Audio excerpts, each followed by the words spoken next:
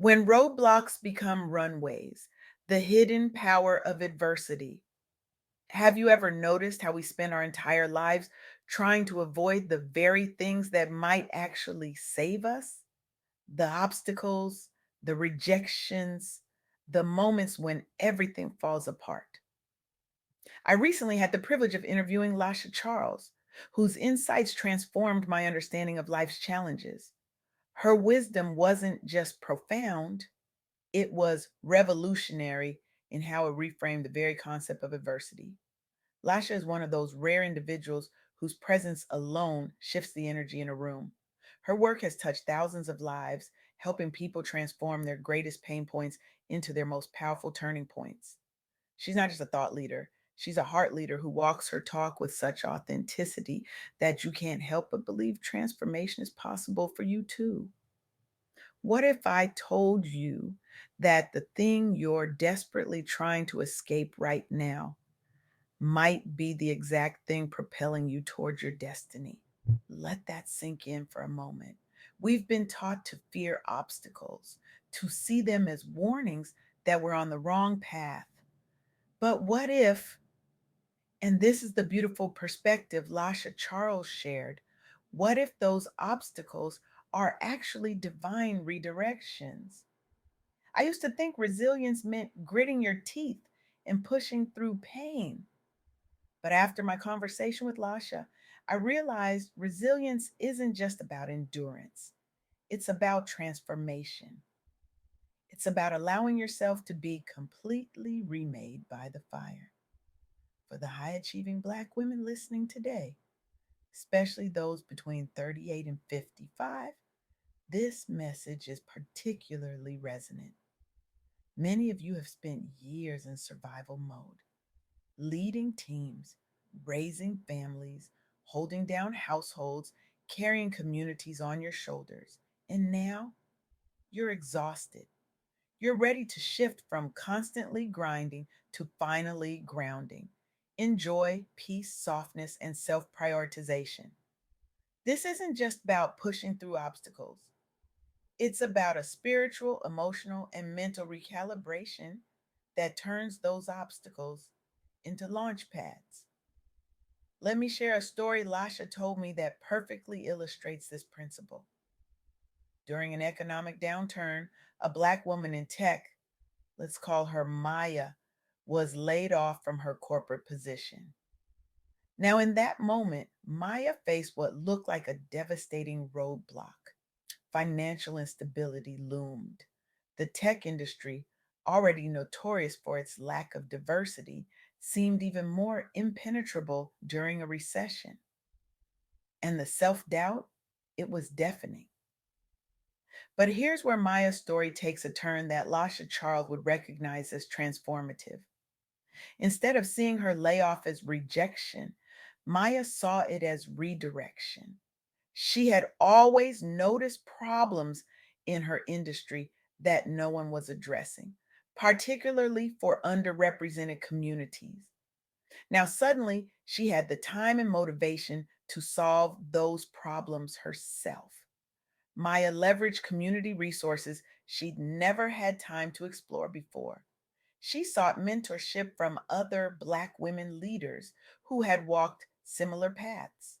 She channeled her imposter syndrome into learning new skills and building strategic relationships. Within a year, her startup had secured funding. Today, her company employs dozens of people from underrepresented backgrounds.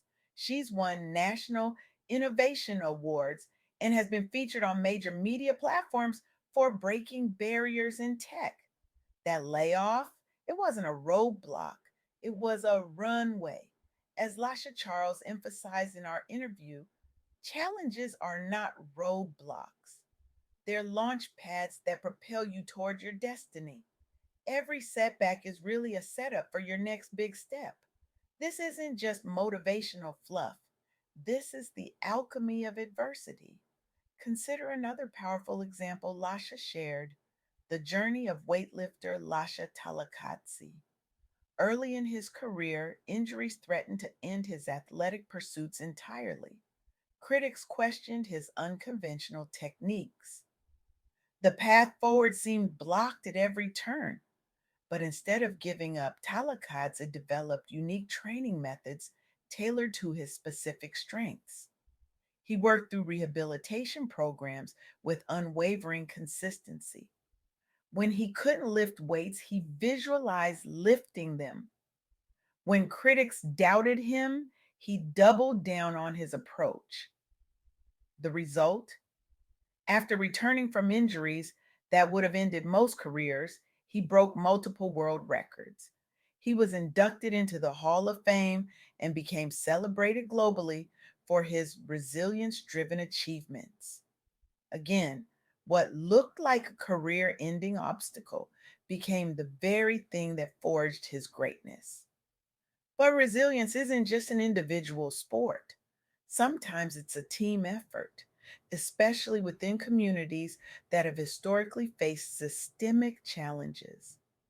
During our conversation, Lasha Charles shared a particularly moving story about a collective of Black entrepreneurs during the COVID-19 pandemic. Each of their individual businesses was struggling.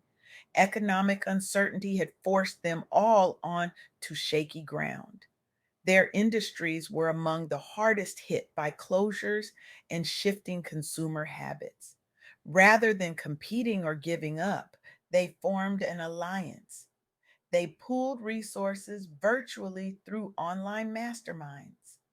They shared customer bases through collaborative marketing campaigns. They advocated together for relief grants targeted at minority owned businesses. The outcome? Not only did all members survive the pandemic's worst months, several saw growth due to their joint efforts. Their collective success inspired similar alliances among minority entrepreneurs nationwide. This is what Lasha Charles means when she says resilience is a superpower. The ability to rise from adversity transforms ordinary lives into extraordinary stories of success. But here's where many of us get stuck. We understand intellectually that challenges can make us stronger, but emotionally, we still avoid discomfort at all costs.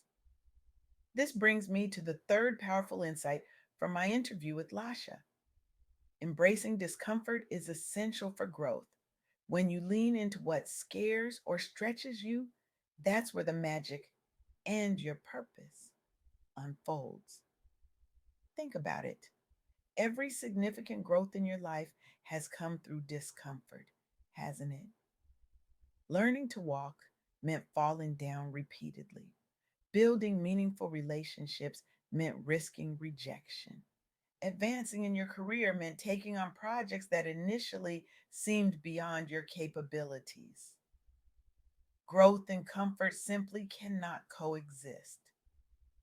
For the Black women listening who have been in superwoman mode for too long, this message is especially important. Softness is not weakness, vulnerability is not failure.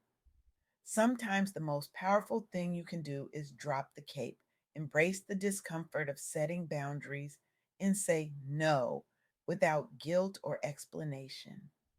As Lasha Charles might put it, your soft girl era isn't about aesthetic trends.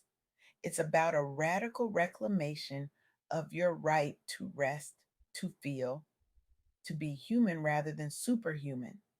When we avoid discomfort, we also avoid our destiny. I'm reminded of a quote from author Glennon Doyle that resonates with Lasha's philosophy. The braver we are, the luckier we get. Courage isn't the absence of fear, it's feeling the fear and moving forward anyway, knowing that what waits on the other side is growth. Now, I want to be clear about something. This perspective on adversity isn't about toxic positivity. It's not about pretending hardships don't hurt or that injustice doesn't exist. It's about recognizing that while we can't always control what happens to us, we can control how we respond. And that response has the power to transform not just our circumstances, but our very selves. As I reflect on my conversation with Lasha Charles, I'm struck by how her insights apply across every domain of life: career setbacks, relationship challenges, health crises, financial difficulties. In each area, the principle remains the same. What looks like an ending might actually be a beginning. What feels like rejection might actually be protection. What seems like a detour might be the direct path to your purpose. So, where does this leave us? How do we actually apply these insights in our daily lives? I challenge you today to make a radical shift in how you perceive obstacles. Starting right now, I want you to identify the biggest challenge you're currently facing, that thing that keeps you up at night, that situation that makes your stomach knot with anxiety. Now, I want you to ask yourself, what if this isn't happening to me, but for me? What opportunity might be hidden within this struggle? This isn't just a mental exercise, it's a life altering practice. When you train yourself to see setbacks as setups, rejections as redirections, and obstacles as opportunities, you develop what I call adversity vision, the ability to see possibilities where others see only problems. The truth is, we all face adversity, but not all of us are transformed by it. The difference lies in how we frame it, how we face it, and how we fight through it. Remember Maya, who turned a devastating layoff into a groundbreaking startup? Remember Talakadz, who used injury as inspiration for innovation? Remember that collective of entrepreneurs who transformed competition into collaboration during crisis? They didn't just survive their challenges, they were fundamentally changed by them. And that change wasn't just personal, it rippled outward, affecting communities, industries, and generations to come. You have that same power within you, the power to alchemize adversity into advantage, the power to transform trauma into triumph, the power to convert crisis into creativity. As Lasha Charles would say, the obstacles in your path are not there to stop you. They're there to stop everyone who isn't as committed as you are. So the next time life knocks you down, remember, you're not falling, you're flying. The runway just happens to start on the ground. Thank you